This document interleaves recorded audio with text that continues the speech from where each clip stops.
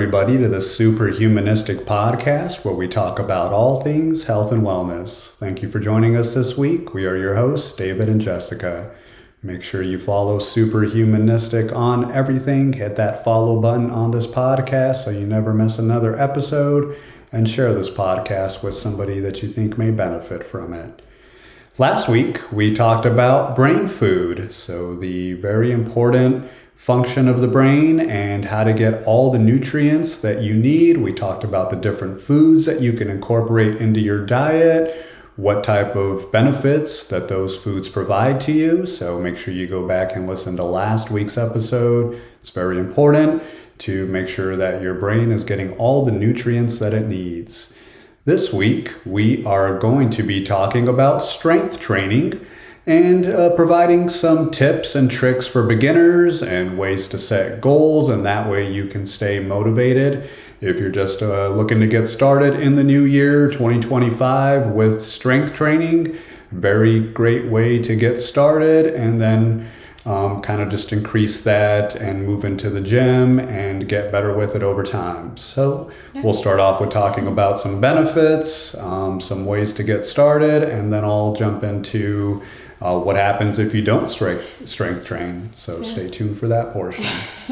So the importance of strength training, it does boost your muscle mass. So of course, the more weights that you're lifting, the larger muscle mass you're going to end up getting.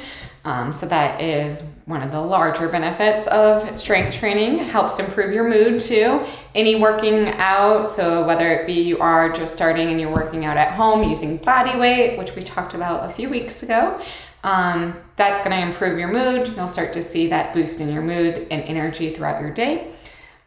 Strength training in particular does help to boost your bone density and that metabolism, because you are working your muscles a little bit harder than you do with just your body weight. So you'll see that increase in metabolism too.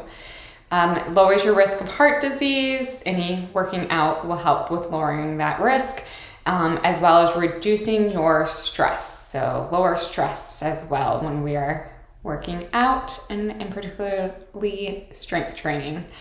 So starting out, which is always the hardest, especially if you're starting like ground zero. I have not worked out for a very long time or at all. So starting at home, I don't know about any of you, but for myself, I mentioned previously that I do get anxiety. And part of my anxiety is when I'm around other people, in particularly larger groups of people. So going to the gym can be very anxiety provoking. So if you're like me, starting at home, adding some weights to your collection at home, or if you really are like, I don't have the money for that, I'll be honest, it's not that expensive. You can even go to Goodwill or like Ross. So those of you in foreign countries, we have this store called Ross here, and it has like a bunch of mixed items from all over, clothes, home goods, and part of that is also workout equipment, and it's for really cheap. So starting with just 5-pound weights is a good start at home. If you are like, I just can't get to getting that right now, that's not part of your plan. Lifting like a milk jug is also, can get up to 2 pounds, 2.5 pounds. So starting with some of those at-home things that you do have that you can lift. If you have children, adding them into your workout routine, right? Like literally lifting up a child that's weighing anywhere from 20, 30 pounds, that's adding that resistance to your plan and help with the strength training. So starting at home is an easy way to get started, especially if you're anxious or intimidated with going to the gym and seeing other people that have worked out for their entire lives. It also helps for you to be able to like look in a mirror when you're at home. So adding a mirror to your room or wherever you're going to work out so that you can see the full range of motion that you're doing, and getting the form perfected before even going into the gym and increasing the weight that you're using. So perfect your form at home first, and then slowly go to the gym. Also getting that confidence at home first, so then when you do go to the gym, you're not worried about Susie over here who's going to be like perfect form lifting 80 pounds and you're like over here lifting 10 pounds. It's okay. We all have to start. Even Susie started with the 10 pounds. So start at home, slowly working your way up, perfecting your form. Form's going to be most important. And to be honest, Susie lifting the 80-pound weights probably doesn't have the proper form. So her workout's not going to be as impactful as what your workout will be. And then slowly, so setting that goal of going to the gym. So once you've mastered and have the form down at home, set a goal to go to the gym at least one day that week. And then increasing the amount of weight, but still keeping that proper form. And if you're not increasing the weight, increase the amount of reps that you're doing for each of those exercises. So if you're doing bicep curls or hammer curls, maybe at home you were doing 6 curls 4 times. Now at the gym, increase it to doing 10 curls for 5 times. So increasing your reps and the amount of reps that you're doing. And then aim to go at least 2 to 3 times a week for 30 to 45 minutes is the goal for strength training. We tend to have about a 45-minute to an hour of strength training, and then we'll go do some cardio at the gym.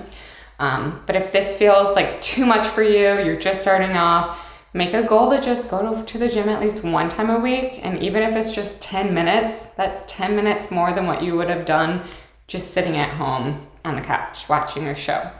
So aim for at least 1 time a week. But of course, your goal should be 2 to 3 times for 30 to 45 minutes of going to the gym and doing some sort of strength training workout. We do like to break up our workout muscle groups for strength training because doing a full body workout can be overwhelming, and it also, you're gonna lose more of that momentum in going and working out in general. So we break up our workouts into different muscle groups. So one day will be arm day. We'll focus on doing biceps and then triceps, and that's it for that day. So any exercises focusing on triceps and biceps, that's one of our strength training days. Another day is going to be our legs, and we'll focus on our hamstrings, our quadriceps, and our glutes, as well as our calves. So any of those leg muscles, that's a different day, right? That tends to be our longest day because there are multiple muscles within our legs that we're working out. But again, that's it. Not working out our arms or core or anything like that. Another day is going to be our chest, just focusing on chest muscles. So breaking up in those different muscle groups will help you with setting that goal for strength training or getting into strength training. Just focus on those 1 muscle groups and going to the gym. That's 3 days right there for us. And then setting goals, not based on physical goal or a weight goal. So I'm not saying, oh, I want to lose 20 pounds this year. No, my goal is actually like, I want to be able to do at least 1 pull-up in the gym. And I know that's not necessarily strength training. It's more of your body weight, but it's a goal that's not focused on your physical, like how you look, or weight, right? You want to focus your goal on being something like, I want to be able to lift 20 pounds in 2 months, especially if you're starting at, I can only lift 2.5 pounds right now. So set your goal on something that is a physical task rather than how you appear, because your appearance will get to that goal, whatever it be. Like, I'm not even thinking about it. I'm going to be losing that weight because my goal was to be able to lift that 20 pounds, and I'm working hard at lifting that 20 pounds. So the weight naturally is going to be coming off as I work towards that actual task, physical task as a goal. So those results, those physical results are going to come in as you set those task performance goals. So that's another way of getting into the gym, starting off with that strength training. All right, a lot of great benefits there. Muscle growth, stronger bones. You can also have improved posture and balance, prevent any kind of injuries. And then you mentioned those mental health benefits to help boost your mood, reduce anxiety, and just increase your overall self-confidence. So as you mentioned there, for those beginners, make sure you have a plan. Having an app or notebook or just even a clear workout plan is very important and keeps you motivated so that you take the guesswork out of it. You know exactly what exercises you're doing, how many sets, and how many reps you need to do. You were just talking about setting those realistic goals. Make sure you're setting small, achievable goals. Make sure that they're very clear goals. So you don't want to say, "Oh, I want to lose weight." You want to set it to be more specific. I want to lose 10 pounds in 3 months. And again, something that's achievable and not too lofty of a goal, such as losing 50 pounds in a month or something like that, because you're not going to achieve that goal. You want to make sure that those goals are small and specific so they're achievable and you stay motivated. Track your progress with a Fitbit or some sort of fitness tracker. That's really going to be your best and easiest option when it comes to those type of things. And make sure you're getting that rest and recovery. It's just as important to give your body a break, let it recover and get rest so that you're able to continue to work out and continue to build muscle and get those results. So what happens if you don't strength train? Well, that could lead to the opposite of building muscle, so muscle loss. And as we age, you naturally lose muscle mass. So this process is really just something that happens, especially after the age of 30 and the age of 40. It just starts to accelerate. But by strength training, you can help build and maintain the muscle, keep your metabolism high, and your body functioning properly as you age.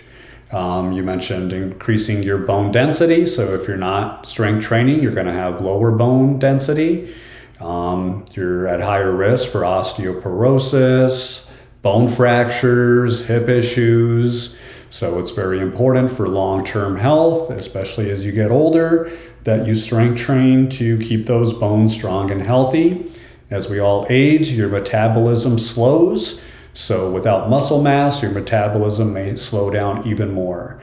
So since your muscles are burning calories while even at rest, it's important to strength train so that you can maintain a healthy weight as you get older.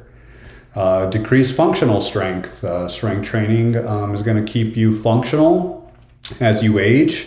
Being able to lift those groceries, make it up and down the steps, get in and out of the car, get in and out of bed easily. These are all the things that your functional strength is going to continue to help you do. And you want to make sure that you're keeping that functional strength going strong into the late ages there. And risk of injury. If you have weak muscles, you're not going to be able to stabilize your joints properly. You could get injured just walking up some steps or something like that because your body's just not used to being flexible and kind of going into a whole range of motion. So you can have increased strains, sprains, back issues, those type of things. So very important to strength train so that you can prevent those nagging injuries as you get older as well. So that is all we had for you when it comes to strength training. Hopefully those beginners out there will get some benefits and everybody can benefit from this information as well. Make sure you follow Superhumanistic on everything. Share this podcast with someone you love that might benefit from more health and wellness tips. Make sure you start implementing these health and wellness tips into your lifestyle so that you can be more superhumanistic. We'll see you next time. Bye.